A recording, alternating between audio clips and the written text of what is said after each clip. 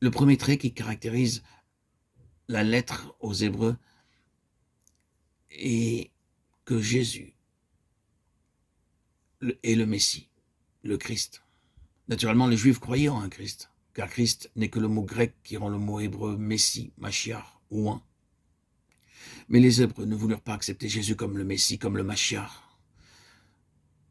Yeshua HaMashiach, Jésus le Messie.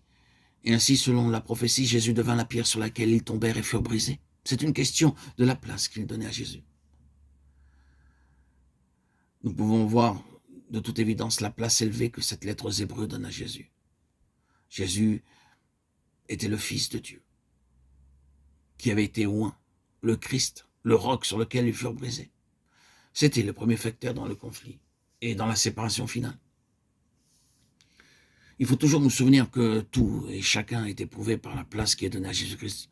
Si quelqu'un s'approche de nous avec le désir de nous faire accepter un système d'enseignement en s'appuyant sur de merveilleux arguments et en employant beaucoup de passages de la Bible, que ferons-nous à cet égard? Il est possible que nous ne pourrons pas répondre à ces arguments et que nous ne pourrons pas même répondre à un passage des Écritures par un autre passage. Mais il y a une chose qui touchera toujours le cœur de la question. Quelle place donnez-vous au Seigneur Jésus-Christ? Lui donnez-vous la place de Fils éternel de Dieu?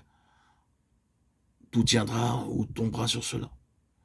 Nous pouvons l'essayer et nous verrons que la plupart des faux docteurs hésitent sur ce point-là.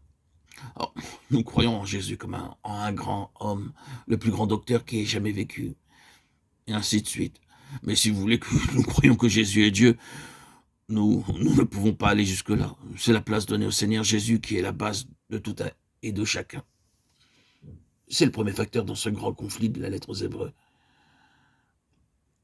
Et l'auteur en consacre toute la première partie à présenter le Seigneur Jésus dans toute sa grandeur. Le second trait, c'est ce que l'auteur appelle ici la vocation céleste, et il nous faut mettre tout l'accent sur ce mot céleste.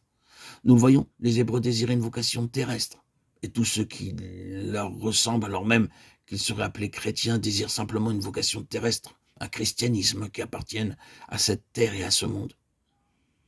Nous nous arrêterons davantage sur ce point plus loin, mais il y a dans cette petite phrase une signification immense, la vocation céleste.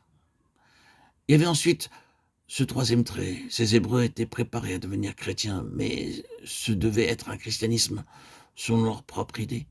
Ce devait être un christianisme qui permettrait la continuation de l'Ancien Testament. Il devait permettre à Moïse de continuer. Il devait permettre au temple de continuer. Il devait permettre à tous les prêtres de l'Ancien Testament de continuer. Il devait permettre à tous les sacrifices de continuer. Nous sommes préparés à être chrétiens si vous nous permettez d'apporter notre Ancien Testament dans votre christianisme. Mais si vous dites que tout cela est achevé et qu'un système céleste a pris sa place, nous ne pouvons pas l'accepter. Il voulait que le système juif soit introduit dans le christianisme, c'est-à-dire un christianisme de rites et de formes.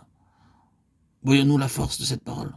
Compagnons d'une vocation céleste, compagnons de Christ. Ces compagnons de Christ sont ceux qui ont été constitués à nouveau sur une base spirituelle et céleste. Ce sont ceux qui répondent à une vocation céleste. Nous sommes arrivés maintenant au point de transition entre Israël naturel et terrestre et le nouvel Israël spirituel et céleste. Cette transition aurait dû se faire selon un ordre divin, le premier faisant tranquillement place au second. L'ancien aurait dû donner la place entière au nouveau. L'ancien Israël aurait dû mourir et être enseveli et ressusciter en Christ et devenir l'Israël céleste, les compagnons de Jésus-Christ. Mais il refusa ce chemin, et parce qu'il refusa ce chemin de Dieu, il fut mis de côté. Dieu continue simplement dans son dessein concernant son Fils, et bien qu'il y en eut beaucoup d'appelés, il y en eut peu qui furent choisis. Il y en eut quelques-uns en Israël qui furent choisis comme compagnons, mais les nombreux qui furent appelés et refusèrent furent mis de côté, et Dieu continua dans cette transition vers son nouvel Israël céleste.